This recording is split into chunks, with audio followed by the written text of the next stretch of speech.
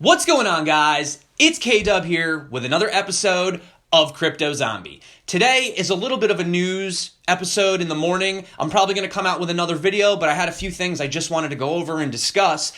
But before we get into it, I wanted to say thank you to everyone that's been liking, smashing that like button. I see you guys.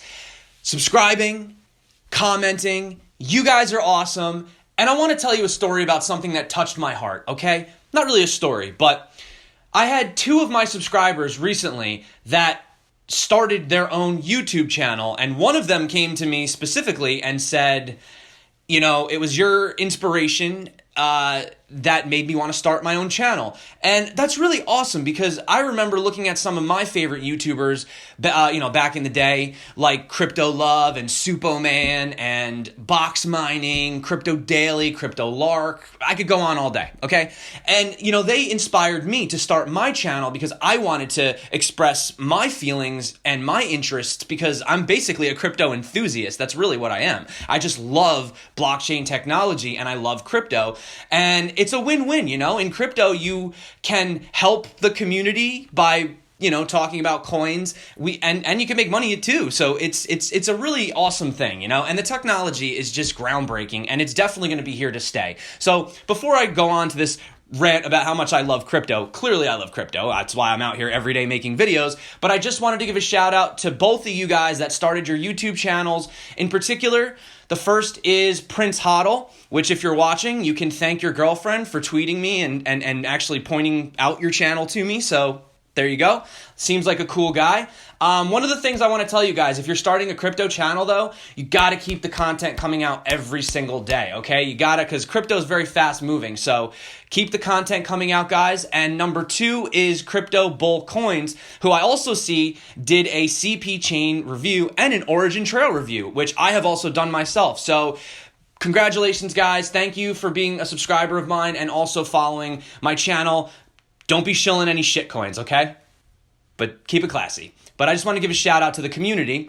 And if we take a look at the markets right here, we could see that we're over 400 billion finally, which is amazing. I'm so glad to see this, Geez, you get a heart attack looking at your blockfolio this past week, you know what I mean? And if we come over here and we go to the change, you could see that Civic is actually up 44.17%.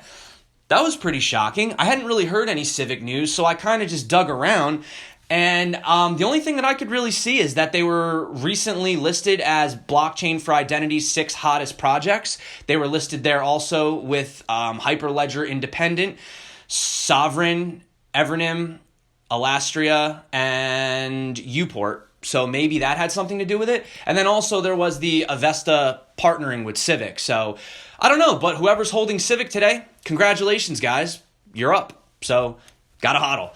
That being said, so to anybody that tried signing on to Binance and got this error message and nearly fell off their chair because all of your precious coins got completely hacked and stolen and oh no, it's FUD again. No, it's fine.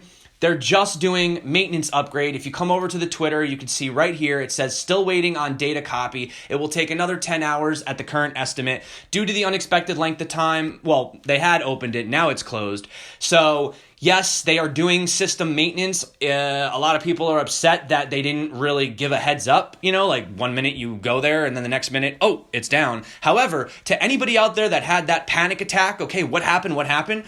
This is why I highly suggest you don't leave your coins on the exchange, okay? I know some people are day traders and maybe that's a lot easier for them, but this is serious. And imagine if it actually did get hacked, okay? Luckily for us right now, it didn't get hacked, but imagine if it did get hacked, Some people could have lost a lot of money. So let this almost be a lesson to show you how quick your coins could be lost with an exchange hack, okay? So luckily, everything is safe, but let this be a lesson in the future in the event an actual hack does occur. So always keep your coins on a Ledger Nano, on a Trezor, on a Keep Key, or in a paper wallet. I highly, highly suggest that.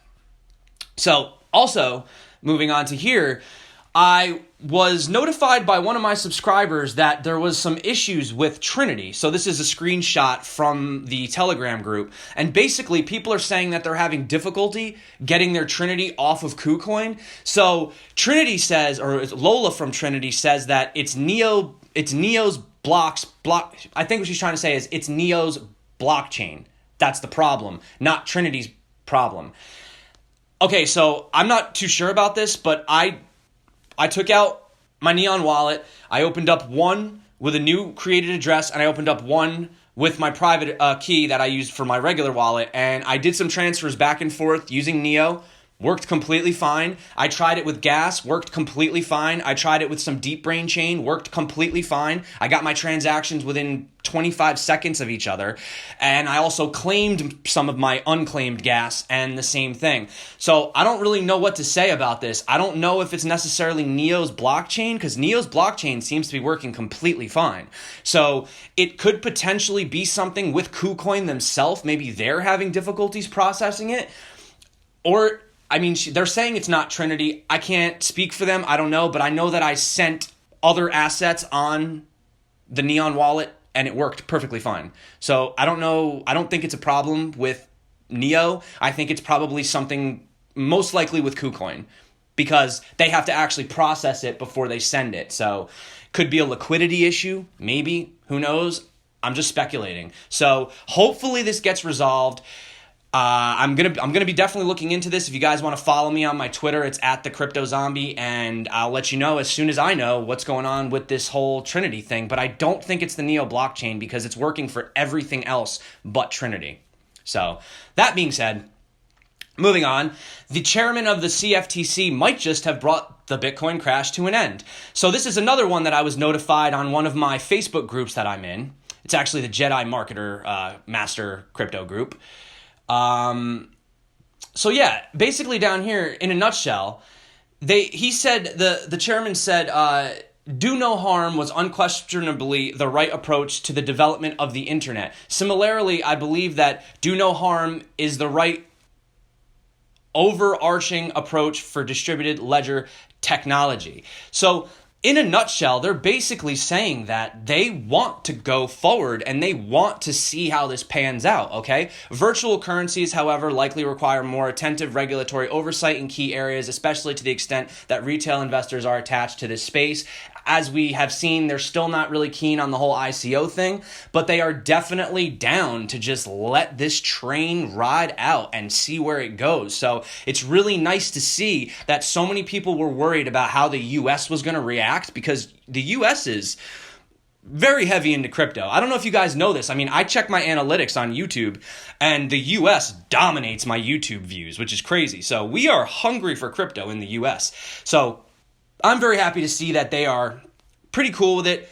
They're going to keep an eye on it, and they're definitely not going to let you get into ICOs.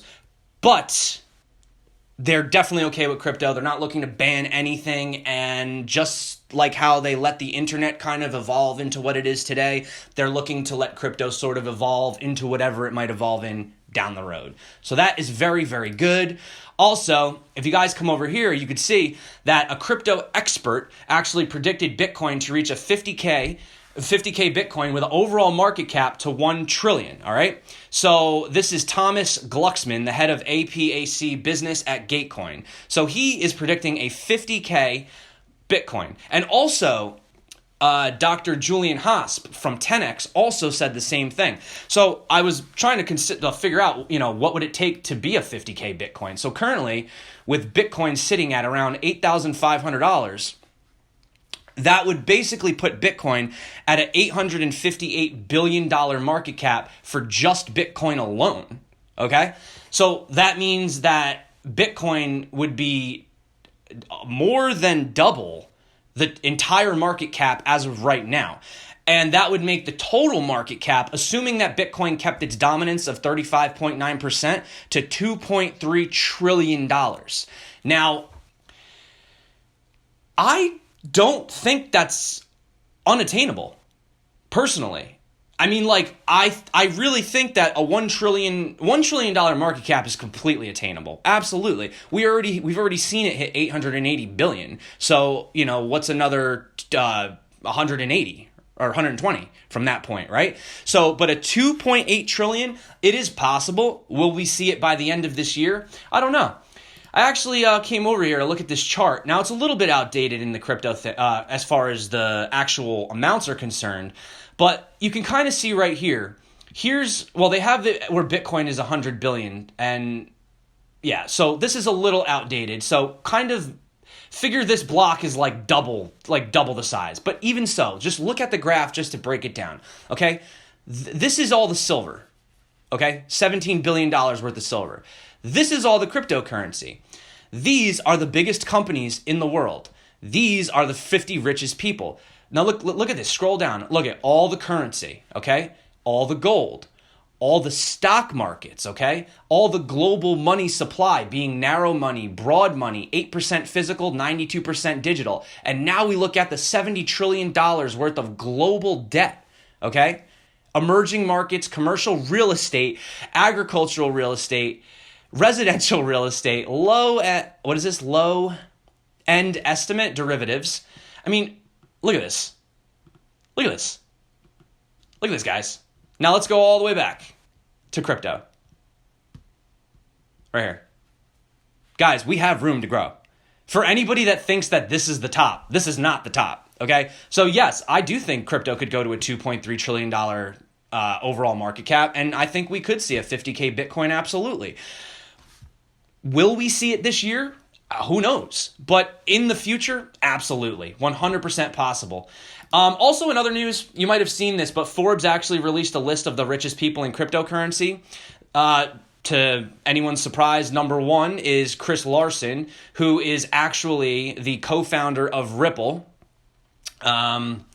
You know, maybe it has to do with something that all that Ripple's locked up. And yeah, so hey, there you go. Congratulations, Chris Larsen. And if you come on this list, you could see other guys. You have Charles Hoskinson from Cardano, Dan Larimer of EOS, obviously Vitalik, Tim Draper, Mike Novogratz, Brock Pierce. All right. So if you guys want to take a look at that, unfortunately, I did not make the list. Okay, I was a few $1 million short of making the list, but you know, there's always a no, I'm just kidding, guys.